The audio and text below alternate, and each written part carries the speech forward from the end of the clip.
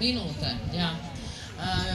Otrajā fāzē, un tātad jātnieki šie pieredzējušie visu dara ļoti pareizi. Ar jauniem zirgiem iziet pēc iespējas lielākus voltus, nekur negriezt asus līkumus, jā. Un tieši tāpēc, pat ja viņi nenogāžot dabūšo 1 vai 2 sodu punktus, viņi visu dara pareizi, taisni priekš jauniem zirgiem. Arī Sintija ir pieredzes bagāta jātniece, guvusi ļoti daudz panākumus, startējusi dažādā mēroga sacensībās Latvijā un ārpus tās robežām.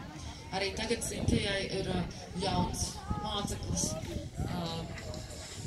Koranda.